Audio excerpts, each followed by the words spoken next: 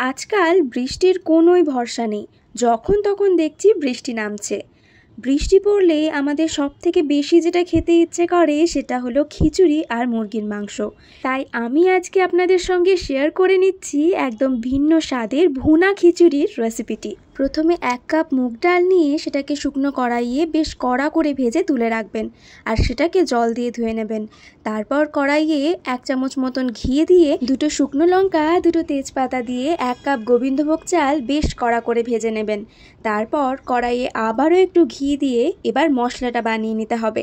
চাল তুলে রেখে ছোট ছোট করে কেটে রাখা পেঁয়াজ, কাঁচা লঙ্কা দিয়ে সেটা একটু ভাজা ভাজা করে নিতে হবে। পেঁয়াজটা একটু লাল লাল হয়ে এলে তার উপরে এক এক করে মশলাগুলো দিয়ে দিতে হবে। স্বাদ মতো নুন, জিরে গুঁড়ো, আদা বাটা আর হলুদ গুঁড়ো।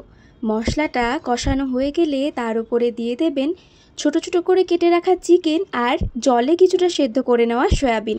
সব কিছু ভালো করে মিশিয়ে নেবেন এবং দেখবেন চিকেনগুলো যেন ভাজা ভাজা হয়ে যায়। মশলা সম্পূর্ণভাবে কষানো হয়ে গেলে ওপর থেকে গ্রেট করে রাখা একটা গাজর, স্বাদ মতো একটু নুন, ভেজে নেওয়া চাল ডাল, ঘিয়ে ভেজে রাখা কাজু কিশমিশ আর 4 কাপ মতন হালকা উষ্ণ গরম জল, সব কিছুকে এবার ভালো করে সেদ্ধ করে নিতে হবে।